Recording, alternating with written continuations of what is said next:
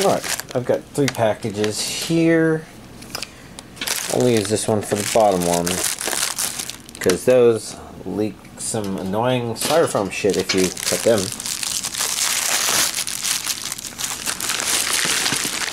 So first we begin with probably the thing that people are most looking forward to today.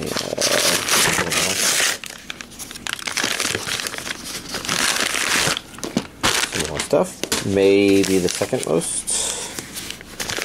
If the smile is up here, then this should be the top right here. There's one more that could have arrived, but it's shown up late. I ordered these late, unfortunately. So first we have Mazinger Z TV series Volume 1.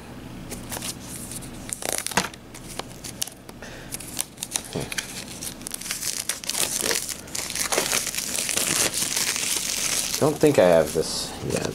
I mean, obviously I have this because I have it right now. The original Super Robot Classic on Blu-ray at last. I see a Region A there.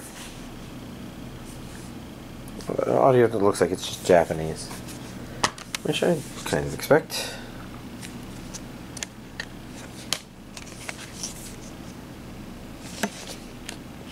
I don't know much about the series otherwise. It's definitely one whose name and imagery I've seen before. But yeah, I don't know what I don't know. Let's see, it's being a little resistant. Except we have Phantom of the Idol. Okay, I thought that was like an N, and I'm like, why the fuck can I not read that? And that's because it's not an N.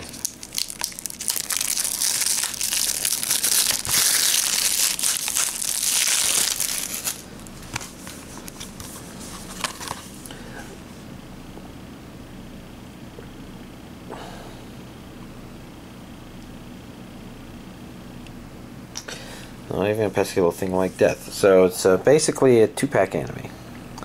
I see an English dub. I see a Region A. Oh, didn't they recently find out who might have killed him or something like that? I don't know. Maybe a little too grim to talk about that in the middle of an anime DVD collection update. And you know, while it's a simpler release, I do like, you know, all the anime visuals on it. Urusei Yatsura TV Blu-ray Volume 3. Put weird and weird together and get something weird, super weird, space that's super, super weird. Or something like that. Region A, Japanese with English subtitles. Don't you just love it when I keep stringing you along, darling?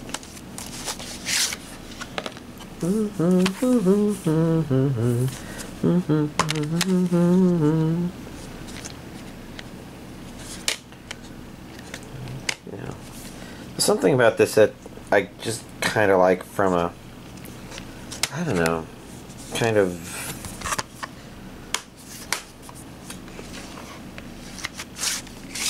a here for all time sort of feel. Something great that gets to keep around, stay around. Puss N Boots. This is the wonderful adventures of Puss N Boots. Although I wonder if that's a very snowy ground, because if so, then... Well, anyways, this is Puss N Boots on Blu-ray.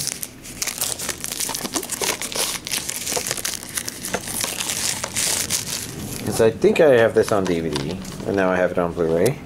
I see an English dub and Japanese with English subtitles, Region A. I do believe this is a movie.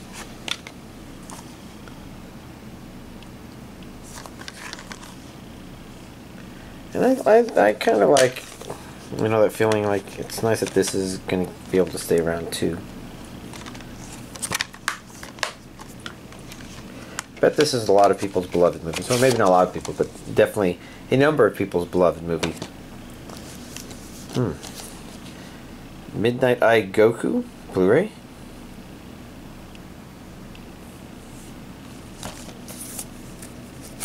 Or maybe it's the other way around. Goku Midnight Eye. Probably. I mean, I'd have to find out. I mean, you know this isn't Goku the Super Saiyan because he was not much of a Midnight Eye. He's a solve the problems Using his head. Not using his head. Region A, English and Japanese. Yes, yes, yes. Okay. Well, that's a little intense. Maybe not exactly pornographic, but definitely, you know, pushing the line. Not that this would have been the worst thing I've ever shown on here, but interesting. Then, last but not least, Jujutsu Kaisen, Season 1, Part 2. Presumably somewhere around here I put a Season 1, Part 1. I would have to look at what it even looks like to see if I can find it. This should be the limited edition version. You can see a Region A there. English and Japanese stereo, so you know, Japanese dub. So let's look at the contents of the thing itself. We'll begin with this. Remember both those people.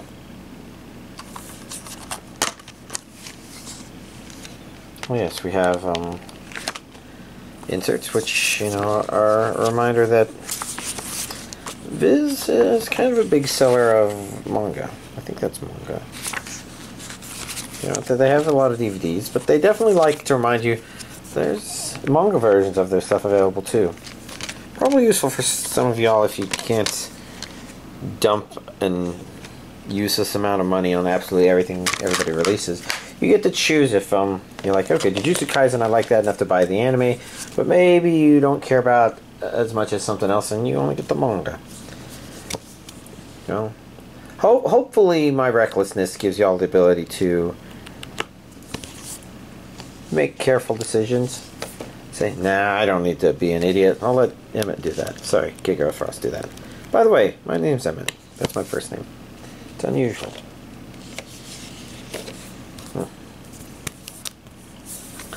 We'll go ahead and open these just because, you know, the other releases, as nice as they were, there's plenty they didn't show us.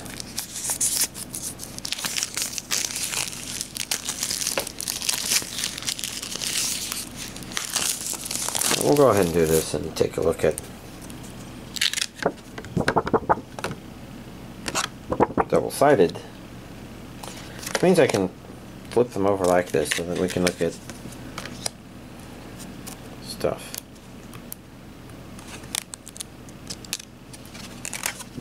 Although it's interesting that some of them don't seem to want to become separated. I'm not even quite sure I can guarantee that I've properly separated all of them for y'all here.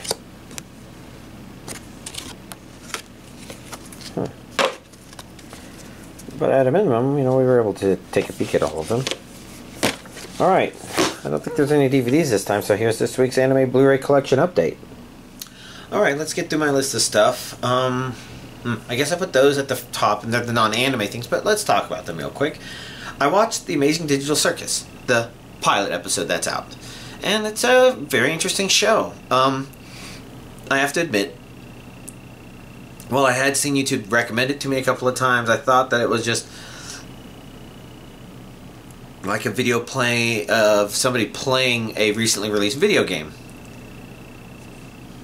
Which, of course, it turned out not to be. It's an actual show. And it's hard to say exactly what's neat about it, but it's just kind of neat. There's a lot of little things about it that are just, like, fun. And it just kind of plays around a little bit, maybe with your expectations or your perception or something like that. I'm not really quite sure how to describe it, because I kind of feel like I've been a little lightheaded this whole week. So unfortunately most of my descriptions are maybe not going to be super precise, but you know, maybe that's fine. Maybe you're just trying to get general impressions. If you haven't seen it, I know there's some comparisons to Don't Hug Me, I'm Scared. And I think it's a little bit comparable to that, but it's definitely not the same thing. It's doing something else different, but kind of enjoyable along similar lines in terms of veneer of innocence that isn't so innocent, I guess. Something a little more worrisome going on. And in this case, I wouldn't say it's like as in your face as Don't Hug Me, I'm Scared, but it's also not as sudden and late shifted, I guess. So like Don't Hug Me, I'm Scared episodes tend to kind of begin seeming fun, simple, and innocent, and then they just kind of get darker as they go. And it can be a rather sudden rise. This one didn't feel like that. It feels more like it's a little bit omnipresent, a little more of a, I suppose, a consistent universe, I suppose. And to give Don't Hug Me, I'm Scared a little credit, probably some of the reasons it doesn't feel consistent has more to do with the fact that, I don't know, in some ways you can interpret it as almost like a show in a show sort of thing, like it's going meta in that sort of regard, so it's not representing what it's actually representing, so to speak, within the context of whatever world that is. And I think you can kind of interpret what maybe the world is or is not supposed to be, but at the same time, you know, it's just, the point is, there's something about Don't Hug Me, I'm Scared that does not feel like it's set in an actual world, even though it kind of is.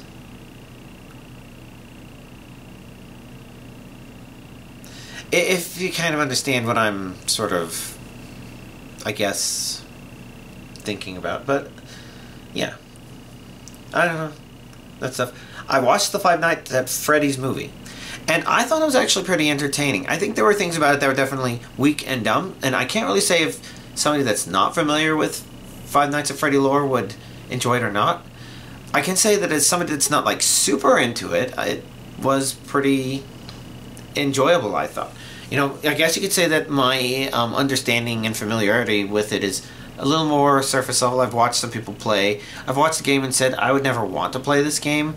The lore has felt a little too convoluted for my tastes. But despite all of that, there's something about it that's just been kind of nice about Five Nights at Freddy, just from a background perspective, watching other people more into it, kind of be into it, and I kind of felt like there was something about the movie that was kind of just really nice and satisfying. And I wouldn't say it's necessarily the story of the main human characters. I would call that one maybe not exactly weak, but kind of there, I suppose. But you know, I think the movie has plenty of little things about it that are wrong that I think are fine, because you know, the movie's one of those movies where you're not supposed to worry about some of those details a little too much.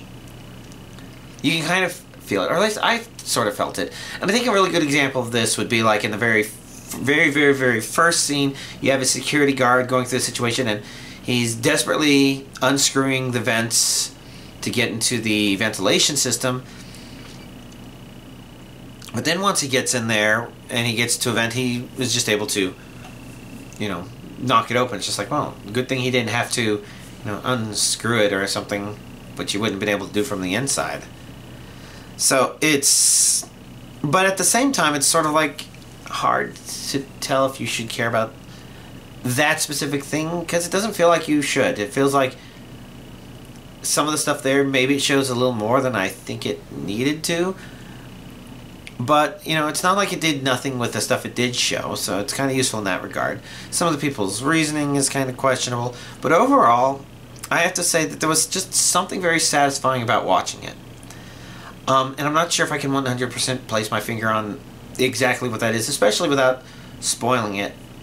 But my thoughts are that watching it, I would actually want to see a second movie. Granted, I think there are challenges trying to do that, but I don't think those challenges are unsurmountable. Mostly it comes down to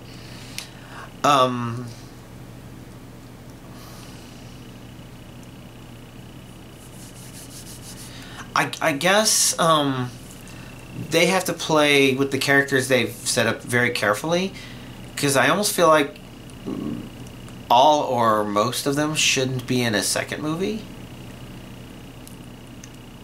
And so that kind of gives two different things to try to work with. One of those is, okay, we find a way to make them in the next movie. I mean, I can understand wanting to do that. It's nice to see characters again. Nice to see characters come back and all that. But the other half of that is if you do choose different characters, then do they need a story that just happens to tie into things but is just separate from like super lore in total, I guess? And I don't know. It seems like both of those, they have their own trickinesses, and I have my own thought that feels like mixing up the character stories with the lore stories is kind of the way to go. But I would take that with a huge grain of salt. It's just thoughts I had. So I would be kind of hopeful to see a second movie, and possibly a third movie or something like that. And take into account that I'm saying that not really knowing what specifically is revealed in all the games, but kind of sort of seeing how they could, you know, expand on showing the stuff from the different games if they wanted to. So, interesting thoughts. But now let's get to anime. Jobless Reincarnation. So with my Friday friend, you know, watching the dub, we watched Season 1, Episode 24, and then Season 2, Episodes 0 through 3.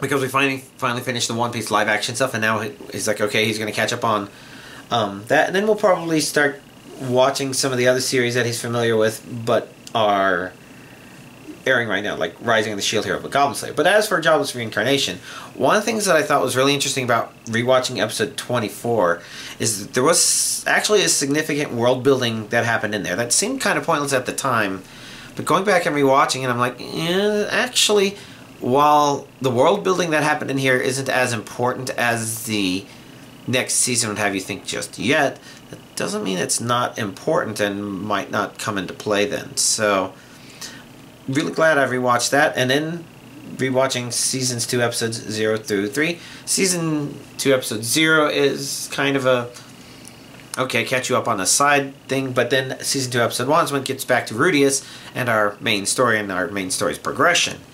And the interesting thing about watching the dub is I sort of felt like they toned down a couple of things that a couple of the characters said that was particularly egregious.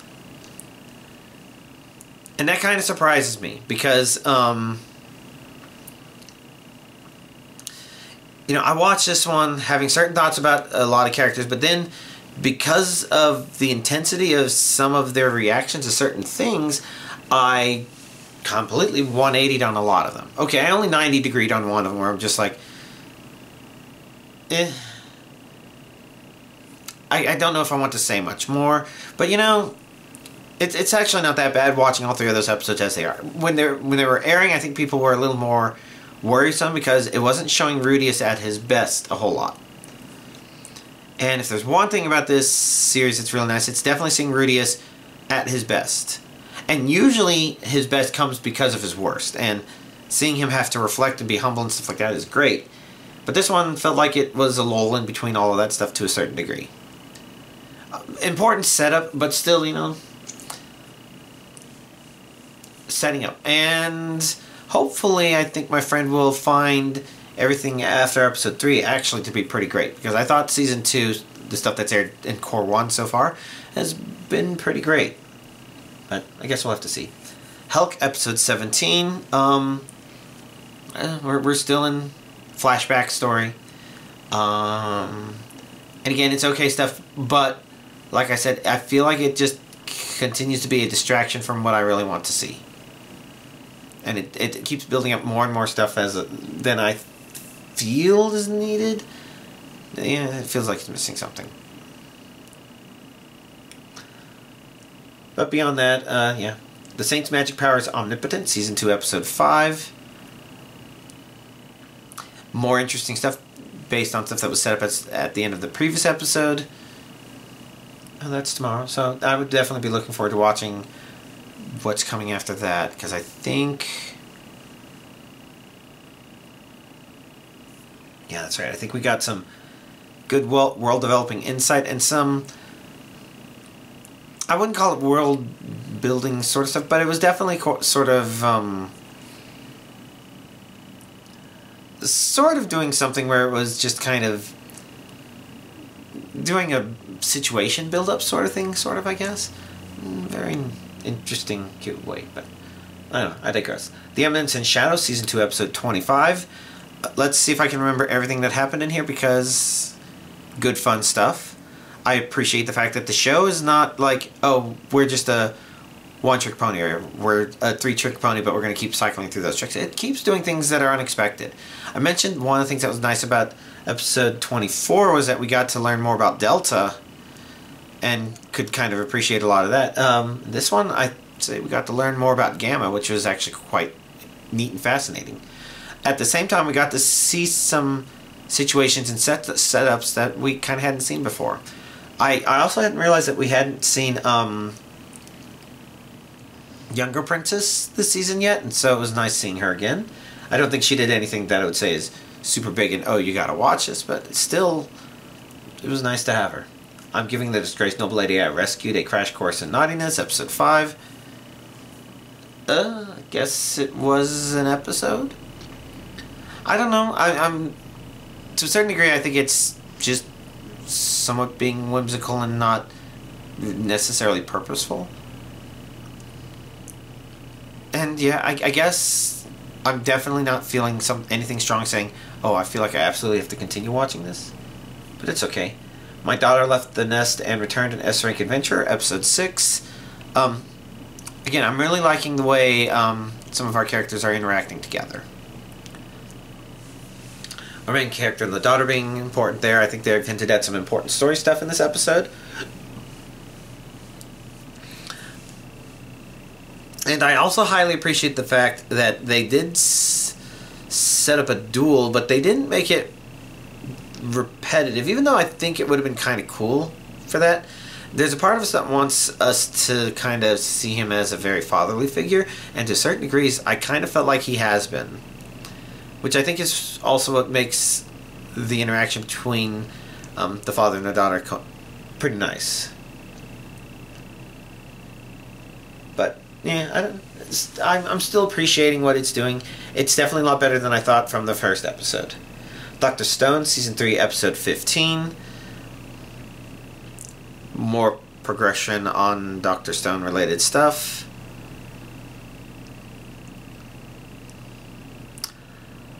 I'm trying to think if I have anything strong to say. And obviously I had something yawn to say, so I yawned. But, yeah, nothing comes to mind. Let's see, next up we have Rurouni Kenshin. I actually did not watch episode 18. I guess I just didn't have the energy to do that. I put it off till tonight, but still just didn't have the energy to do it. I did a lot of stuff. Let's see, Rising of the Shield Hero, Season 3, Episode 5. I guess, okay, stuff happening in it. If there's anything about it I would question, it would be like, if it felt like it's come around from what happened in the previous episode a little too fast. And the problem there that I'm mostly thinking about is, you know, one of the problems with Season 2 is it sort of felt like it was going through its material too quick. It wasn't letting certain story elements that might have been okay sink in, and so it kind of made them feel comical. And while I don't know that this has felt comical, it is feeling a little back and forth with what's it trying to do. I don't feel like it's as bad as Season 2 was, but there's maybe a little bit of that feeling that worries me a little bit, but we'll have to see. Goblin Slayer, Season 2, Episode 5. What happened in this episode? Okay, so the previous episode I did with that. This one I thought showed a better of the priestess's side, I think.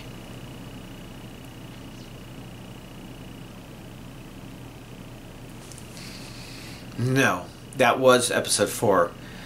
What was Episode 5 then? Episode 5 was...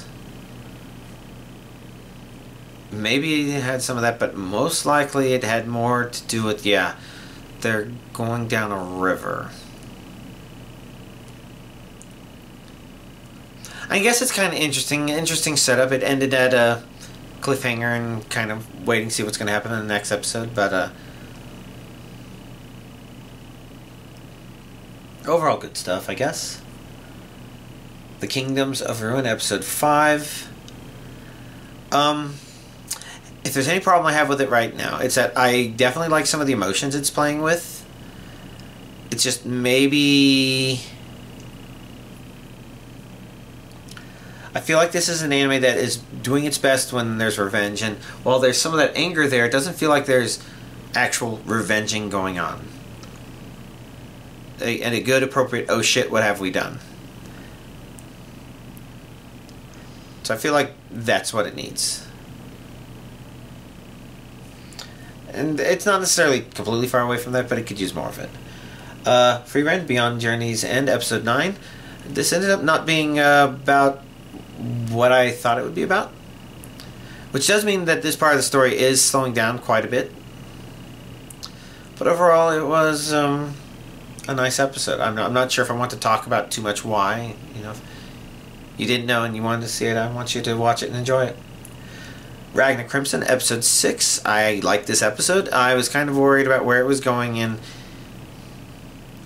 if it was maybe going to drift ever so slightly off of some of the things that the show has been doing up to this point. But then I feel like it nailed it a lot better than I thought it would. So, you know, I thought it was a good Episode 6. The Vexations of a Shut-In Vampire Princess, Episode 5. You know, not as awesome as the previous episode, which kind of proved that this show had more it was trying to do.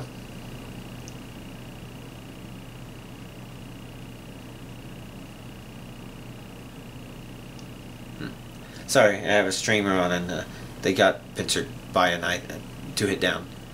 It was well played on the knight's part. But yeah, Vexations Episode 5 it feels like they're still playing with the important thing that they've revealed in the past couple of episodes. And I think this is more important for seeing what it's going to do long term. But good enough stuff. So next up we have The Faraway Paladin, Season 2, Episode 5. Again, really liking the stuff with the dwarves. Really liking the interaction. I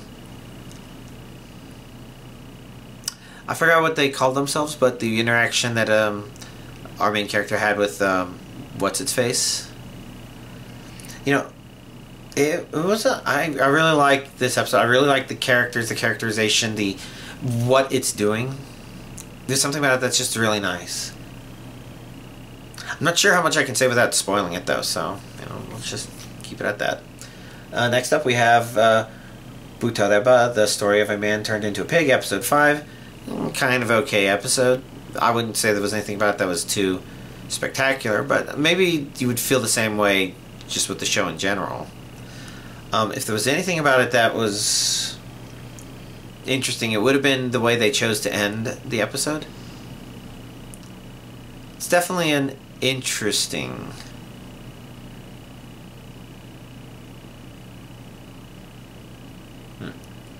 Fun. But, you know, mostly it's an okay series. I Shall Survive Using Potions, Episode 5.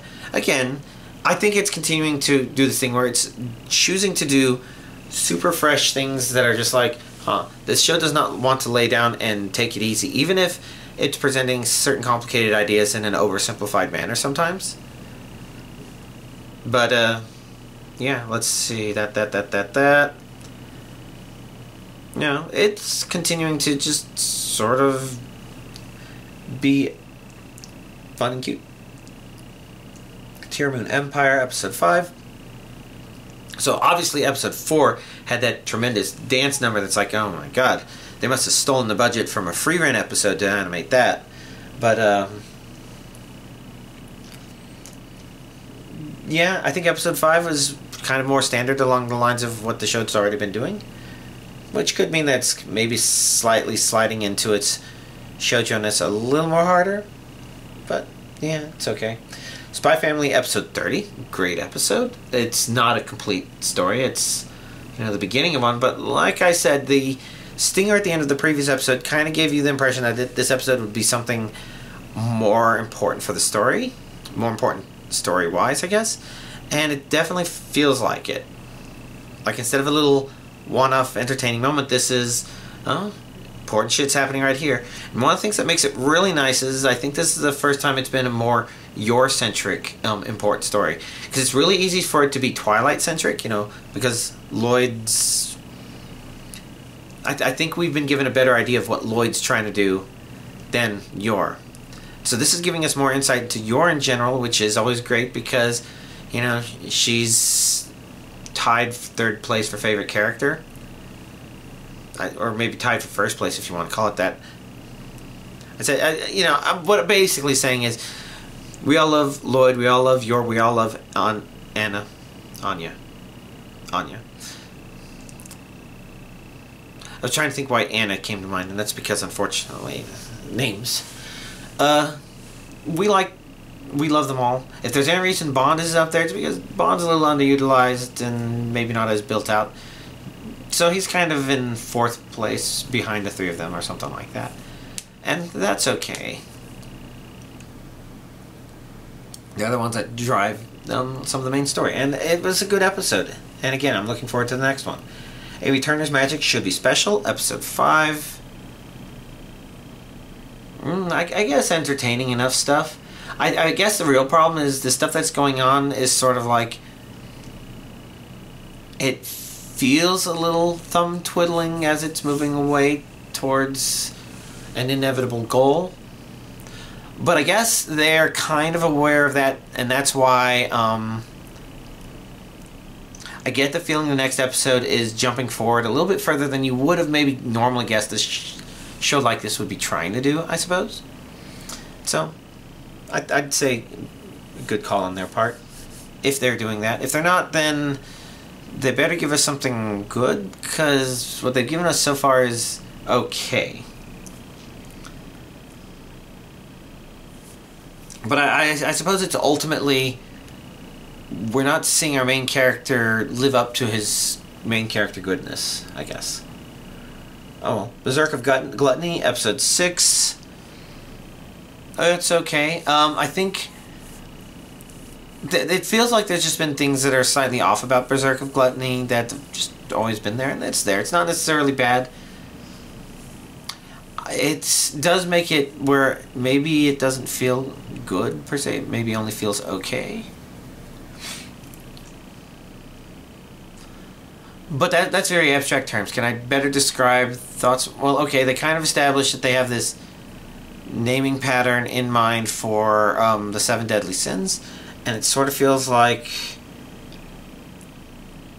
an excuse and not an actual world building.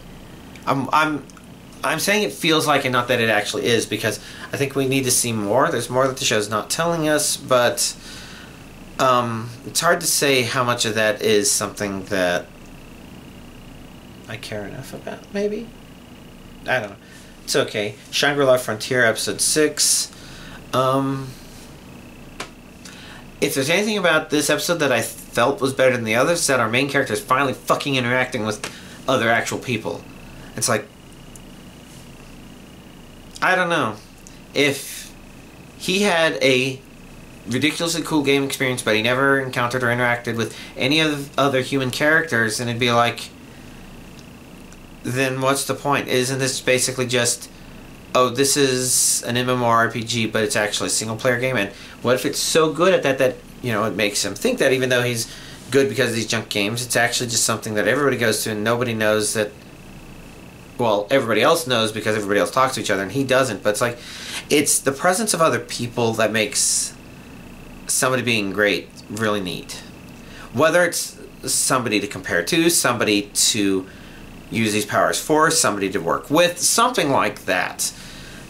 That's what makes power leveling tend to work. And in this case, they're trying to establish that his power leveling is just that he's really good from being used to playing all these shitty games.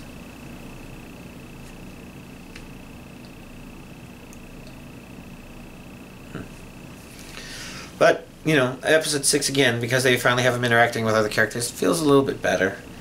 Let's see, the 100 Girlfriends Who Really, Really, Really, Really, Really Love You, episode 5. A little more on the fence on this episode, mostly because this felt like a smart person trying to make a smart person.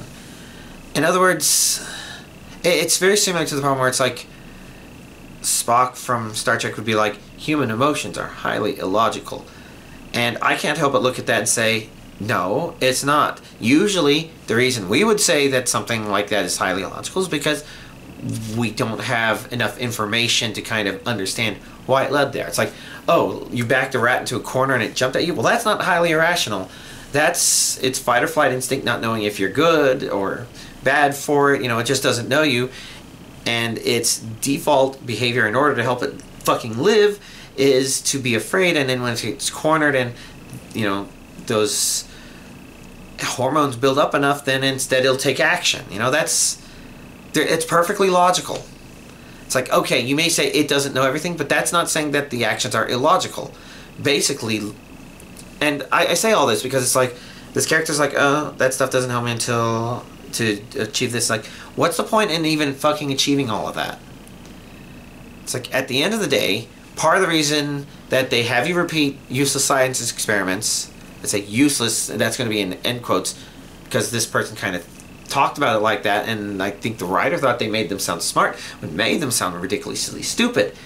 Why would you repeat that? First of all, the entire idea of science is repeatability, which they kind of said in the anime, but the second of it is understanding that repeatability and building up to where other people have built is what allows you as an individual to potentially expand it beyond that. So yes, okay, you look at onion cells underneath a microscope. Maybe you don't notice anything different. Maybe you go through the steps to find out how to identify individual components within the cell. And you get more powerful microscopes, and maybe you also have utilities, certain proteins or tools or whatnot that help you dissect and analyze and that. And you get caught up to where other people were ahead of time, but you reach a point where you're like, well, this specific thing interests me, and I've got these ideas for maybe taking it a step further. And maybe none of those work, but 5 other people try it, and somebody comes up with something that's like, oh, hey, this seems to work. And it's sort of like, just because an individual is doing something that other people have done doesn't mean it's worthless. I mean, consider our own hands. You know, this thing is built out of billions of cells, right? Each of those cells were just doing the same damn thing with very little nuance details, but by working together they were able to build a hand. And in fact, people would point out that even more so, lots of cells died in order to create the digits which allow the bigger organism to manipulate things, which cause the genes that drive these underlying cells to be better able to survive in the environments, things like that. It's like, you know, that's just a microcosm of our hands and cells doing dumb, simple, stupid things. Humans learning about knowledge, picking up other knowledge, practicing the way other knowledge is done is kind of a species level version of that, because at the end of the day, the knowledge, you can say, oh, it exists in books. Well, somebody had to write the books. You could say, well, eventually people can just copy the books, and if you have people just copying the books and you just have people regurgitating the knowledge but not understanding it, then eventually the knowledge gets lost, even though the books are right fucking there. Now, granted, the books might help somebody catch back up really fast, but it does mean that humanity essentially loses that knowledge. And I think there's this idea in a lot of computer stuff, especially, I was going to say computer science, but I think this is more computers in general, where information needs to stay in motion in order for it to continue to be used and understood. And you see this in multiple ways, especially if you're a developer. If you build a big project, if you've never heard of code rot, well, it's this interesting thing where you can have a piece of code, it's the same code that was written 20 years ago, but it doesn't work anymore. And nobody knows why, nobody understands why. The code has just become unreadable, even though it never changed. And, you know, this is also why comments are usually supposed to be something that you maybe have to be careful with in your codes. Like, you can add comments to something, but if somebody doesn't realize they have to update a comment over here when they modify something over there, or they forget to, or any of a number of things, or somebody read it, thought it said exactly what it already needed to say, but it said something completely else, you know, all that stuff can cause comments to also drift. Now, that doesn't mean you shouldn't comment your code, but it does mean that there's definitely some sort of gray area where you can comment too much, because there will be so many comments that the comments will become useless because the code will be different than what some of the comments might say. And then you have too little comments where you have code that's written in a way that it doesn't self-document, and you need comments to explain, okay, why did you choose to do it this esoteric way instead of this simpler way? Oh, because the simpler way has one edge condition that is actually really important in your application, but it's not important. It's like, what if you implemented your own version of quicksort that had to do the indexing in a certain way? Maybe it could be because, well, we found out that when we used Java's built-in quicksort, it was always choosing the wrong middle point and just happened to always be more of an int squared, so we had to go with our own. It's like, okay, maybe that could make some sense.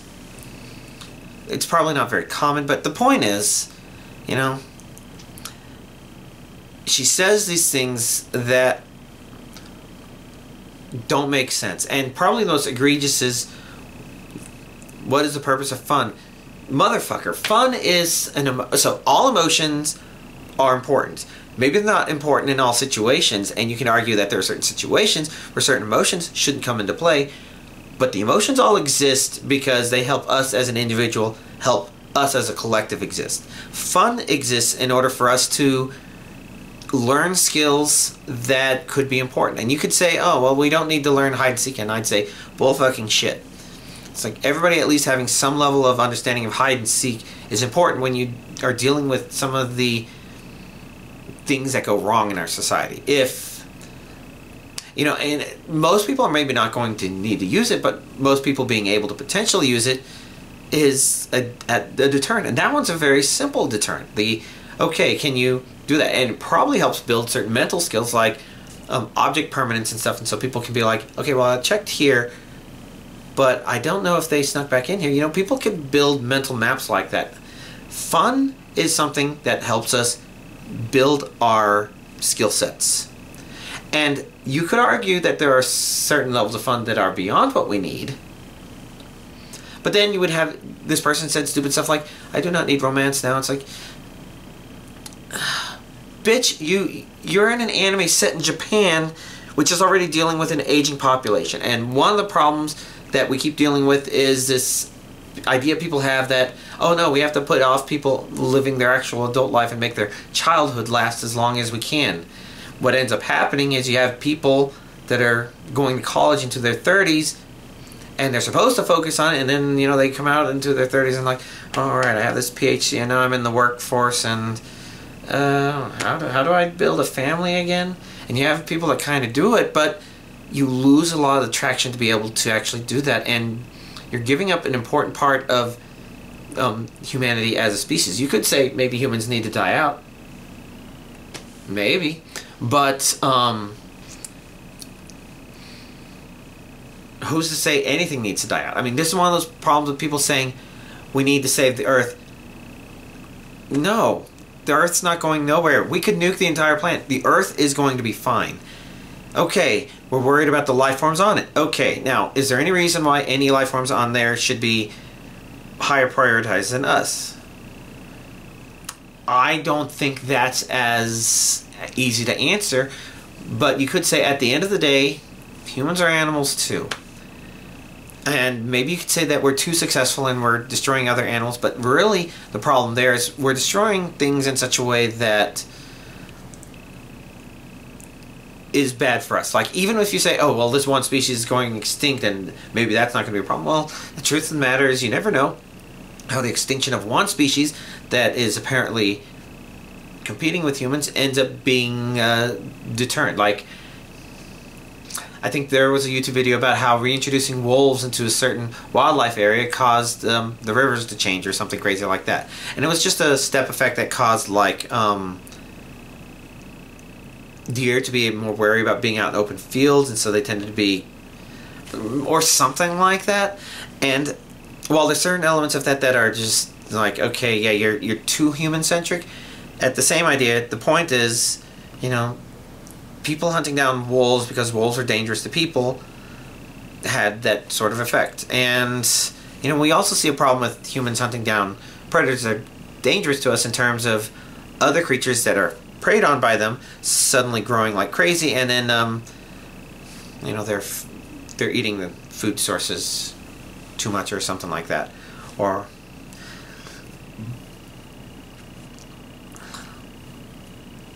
the point is, you know, it's hard for us to predict in a chaotic system what biodiversity we actually need and don't need, which is why it's a good idea for us to aim to maintain it. That just makes it a good idea in general.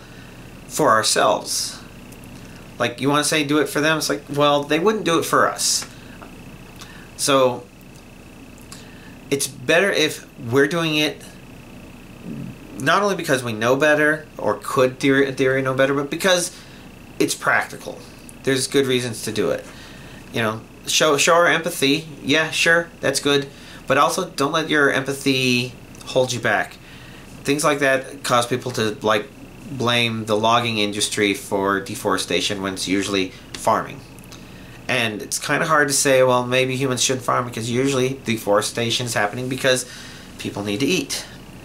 And I don't know, we've got to, I don't know, it's very complicated. But the point is, you know, you could argue some of that stuff and maybe at least understand where the gray areas are. But to say, no, we can't do any of this stuff, it's just like, you sound like a complete fucking idiot. Even worse, you sound like somebody that is a complete idiot trying to sound smart. But since this anime is trying to have that person look smart, it's a miss, in my opinion. That's why I don't like her. I mean, I think even a really good example in that anime is she repeated the digits of pi. It's like, why are you calculating the digits of pi? You like pi? Yeah, sure, we all like pi. But there's no need for you to repeat the first 100 digits of pi from mine. If you're doing that for repetition, then you're proving the point that doing repetitive things is beneficial. If you're doing it because you enjoy it, well, you're showing that, okay, having these fun emotions. Also, it's just egregious. Pi is the second best number ever, but Euler's number, much neater in my opinion. But yeah, I know pi is the more famous cousin. Anyways, I knew I would have a lot to say about her because she pressed one of those buttons on me. I don't think the show itself is bad, but I needed to bring her in line, which I felt like, you know, it was her doing one-off things. I don't know. I feel like it'll be better after that. Let me see. Dark Gathering, episode 18. Done.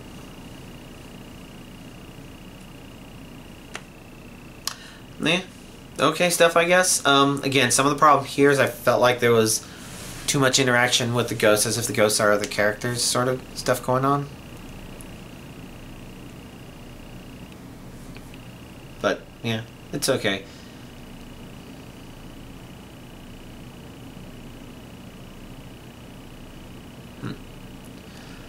The Demon Sword Master of Excalibur Academy, episode 6. Again, I guess it's in its kind of okay series, I guess, sort of interactions. What can I say are the main problems of this episode? I think there was some action-y stuff that happened, which is kind of good. But ultimately, I feel like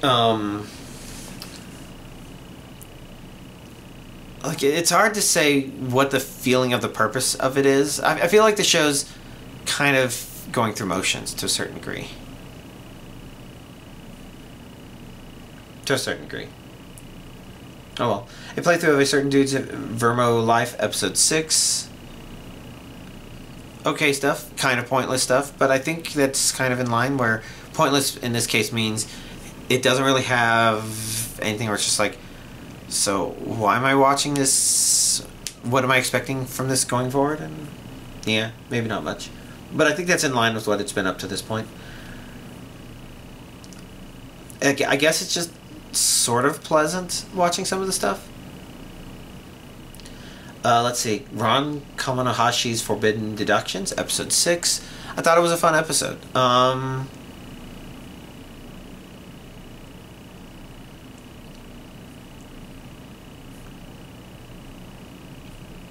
Okay, yeah. I was just trying to think if certain elements of it maybe didn't. You know, but I think the thing I liked about this episode is instead of dealing with, oh, this is big lore stuff sort of stuff, it just sort of felt like a one-off episode. I don't think it quite was, because I think it introduced another character that's probably going to be a recurring character.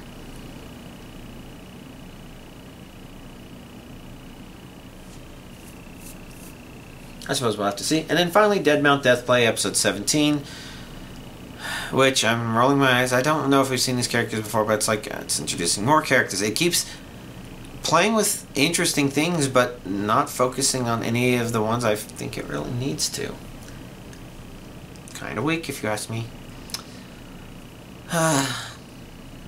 Which is unfortunate because, again, the stuff it's playing with are really fascinating. It's just, in my opinion, doing a bad job of being engaging from a storytelling perspective. Oh well. So, that's everything on my anime list. Anything else worth mentioning? Dead by Daylight. Stranger Things came back today. Pretty exciting. I went ahead and bought some copies for some of my friends so that we can all enjoy it. In fact, you know, that's part of the reason why I especially have a Twitch streamer on. Though this person isn't somebody I normally watch. They got rated out. But they're playing on Hawkins. And for those of you that didn't play Dead by Daylight, it's not that Hawkins was the best map or anything like that. But there were definitely a lot of people, myself included, who missed it. And I think the reason I can say in a nutshell for why is because it's very distinctive. It has its own flavoring. There's things about it that are kind of confusing, kerfuffling, tricky, something like that. Things that aren't like, oh, this map is busted or anything like that per se, but there are a lot of things that are non-busted that are just, they give it a personality that none of the other maps had. And now it's back. And now all of the Stranger Things characters can be purchased, and there's a Jonathan running around on the screen, and it's great. That's Jonathan Byers. He's one of the legendary skins. I'm glad it's back. And I think Behavior handled its release in actually a pretty great way. Where the rumor mill had been really up there talking about a lot of this stuff, and so I think a lot of people probably suspected it was on the verge of coming.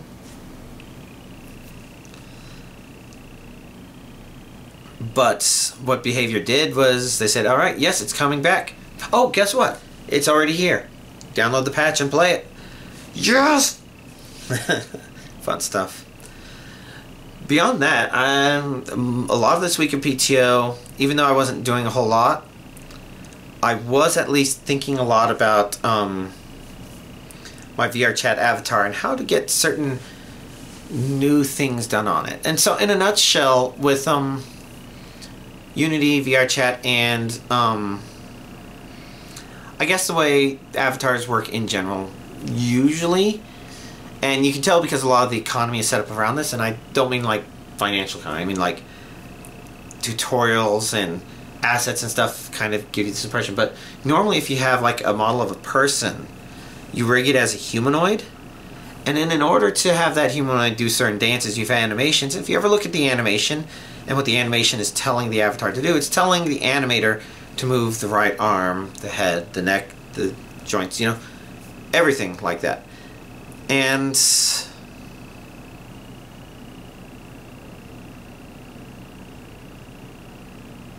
yeah, basically the fact that the animation is telling the animator to move those limbs is kind of the key point here. Because the issue is, my avatar is Alice Margatroyd from Project Toho. If you're not familiar with her, which maybe most of y'all are not, she's basically a, her specialty is the manipulation of dolls. And so all of her attacks involve dolls in some way, a lot of her stuff involves dolls in some way, and so it's natural that my Alice Margatroyd avatar, at some point I added a doll to it. Now, the doll was also a personoid, a humanoid model, and I put an animator on it in order to give it a flying animation, and that's all well and good. But the main thing is I've been wanting to do more with it, and I was like, okay, can I take that humanoid and make it generic? Well, the animation won't work on a generic thing because, you know, generic just basically means it's an object, and the bones are all still there and they have the rotations, but they're not something driven by the animator itself. Instead, you would want to say, okay, I want to rotate this bone this way and this bone this way. So it's kind of doing the same stuff, but how it's targeting that stuff and how it's translating that stuff is not going through the animator and is instead being directly exercised on the values of the thing itself. Now, the two problems with that are, first, if it's, okay, we're going to need the avatar to be generic, because if there's an animation doing that stuff, then you can't even create smaller, simpler animations that position the arms like this. You can override the arms by using constraints, and that's what I do in order to make my doll, what I've done up till now to make my doll more interesting things. But if I wanted to have other animations that it did, you know, like my avatar has dances on it, I'd like the doll to be able to do those dances independently of me. Right now it can only do them when it's mimicking me, and that's been fine. But in order to do that step, you kind of have to figure out, okay, how do I translate this animation into something that's operating on humanoids into something that's operating on a generic thing. And I was pretty sure not only could that be done, but probably there was a lot of math. And when there's a lot of math involved, you're like, okay, is there a tool I can do to do this? And I guess I'm going on pretty long. But the point is, I downloaded a tool called an animation converter, which you can use to convert a humanoid animation to a generic animation. And mostly you want the humanoid and generic versions of a given avatar to use as reference. I say avatar, given model. And the idea is, you know, you put those in there, you put the source animation, say, and I want this to go from humanoid to generic. Maybe you give it a couple of other things, and then you click convert, and then suddenly it can be an animation played generically. And the main advantage of that is, after you do that, then you can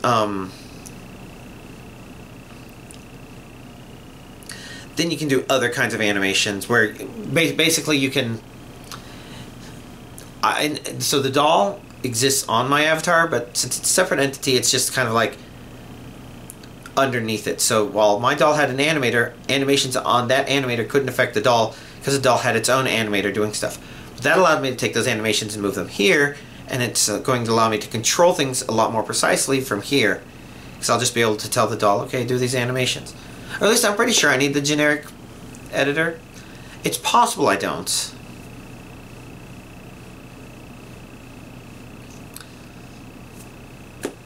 But I guess I could easily be wrong.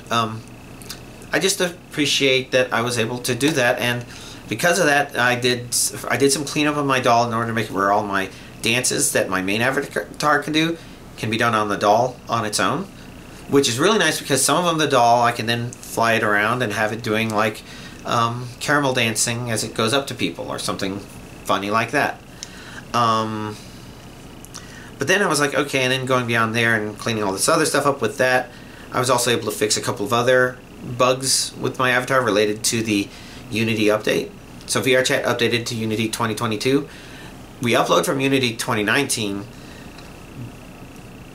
but there is one difference in those two versions that I was at least seeing a little behavior difference with my avatar, and that was, it used to be that if you turned an animation controller off and then back on, I guess it's really more of an animator off and then back on, the animator would restart from the beginning of its animation logic. But now I think it's resuming from where it was before. That basically meant that my Keyblade, which, you know, had an appearing and a disappearing animation, would only play each animation once, but once it finished playing, that animator was done playing it forever, so, you know, it never played them a second time. And so that was a good excuse to take those and move them into being controlled by my main animator. That's now 3 animators removed from my avatar, because I originally designed it that way, turning animator behaviors on and off. Mostly as a part of Avatar SDK 2, where usually the best way to turn something on and then off was to have tie it to a hand gesture, because PC users can then say open hand, and if that causes the Keyblade to appear, and then you go out of that and that Keyblade disappears, then it's good if you have something that it's on when you turn it on, it's off when you turn it off, and it has animations, separate distinct animations for each of those. And basically I came up with a little trick that allowed one thing that turns them on when it was turned off to play the off animation.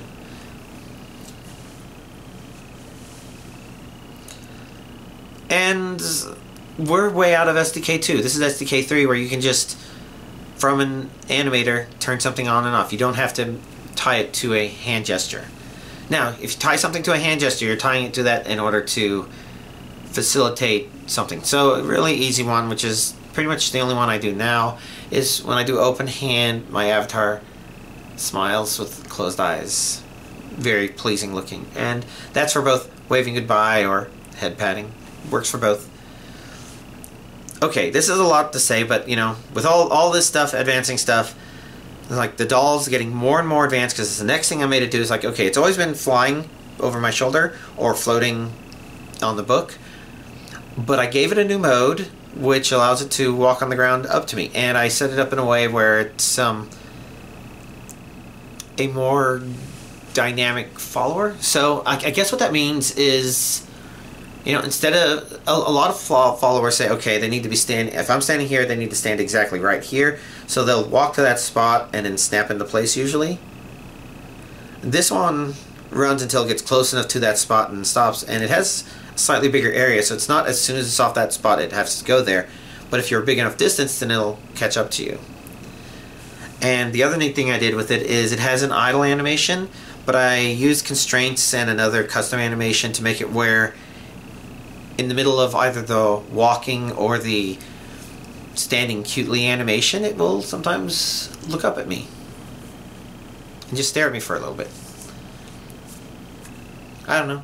Then I did a lot of stuff to contacts on my hands, fingers, and books in order to increase the amount of things that I'm able to do without going into the menus. Some of those examples, especially recently, have been like, I've wanted to show people, oh yes, when I fly my drone around, like, let's see, I go, blink, fly it around. If I want people to be able to see what it does, then, you know, I have the book. It's usually not floating in my hand, but usually in the air facing me, so I can do this and turn the camera on the book so that people can see what the doll sees. It's like, yeah, see, I can see from the camera. It's pretty cool. So I can do that with the touch, and then I can go bunk to turn it back off.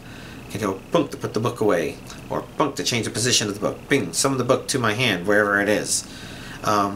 Teleport on, teleport off. The teleport thing is just a trick with seats. So, you know, I'm setting up a whole lot of stuff.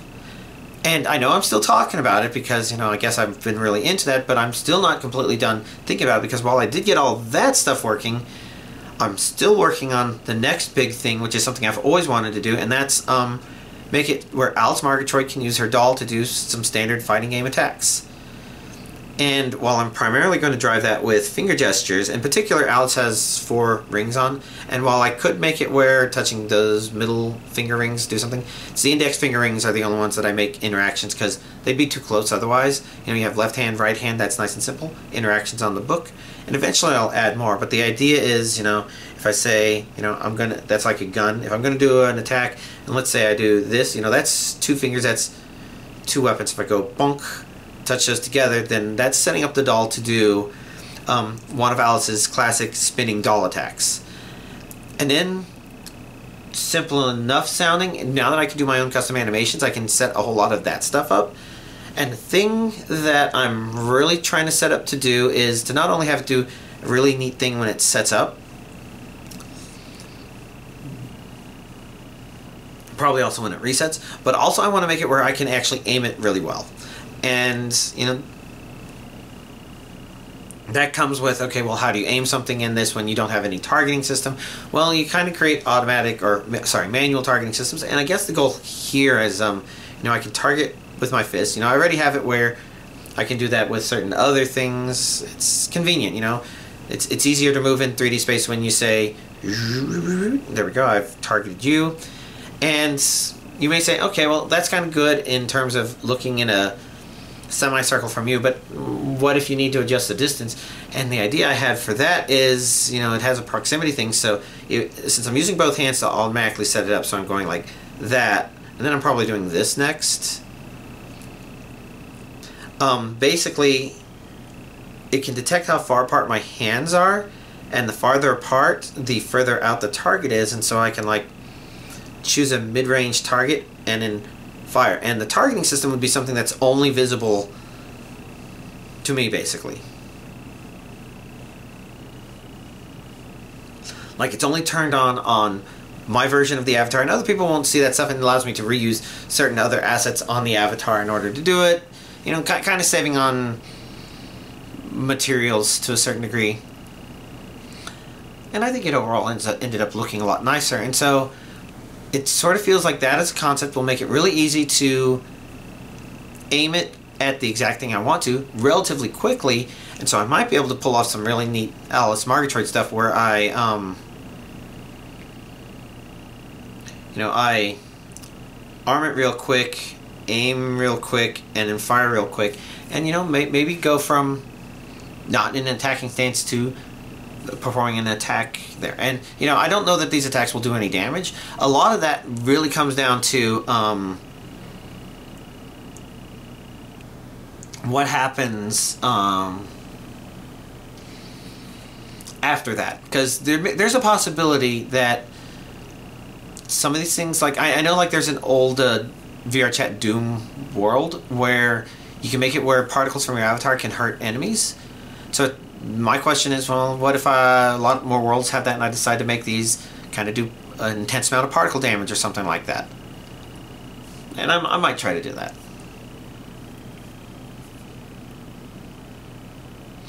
But we'll have to see. So I'm going to try creating a bunch of stuff. And at a minimum, I've at least set up the system so that I can do the aiming, and I can also kind of give the aim some strange curves to it, which is more advantageous for something like a bullet attack that the doll does, which means that instead of just shooting straight at somebody and shooting bullets straight at them, I can make it curve to the side and shoot bullets from a slight angle, which is more interesting when you're shooting slightly up from above or slightly from below or something like that.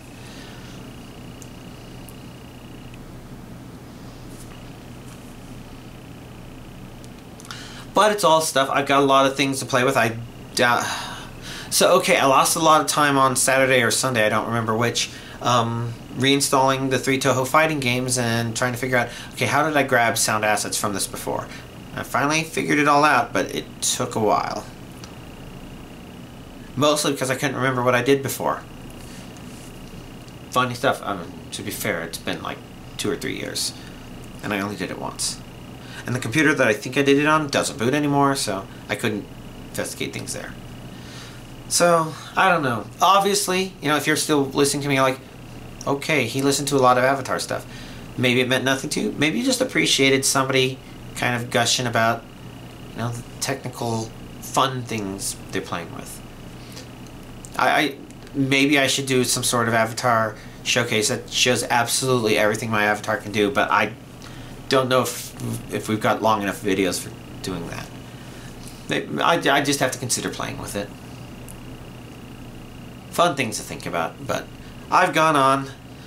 Y'all, have a nice week.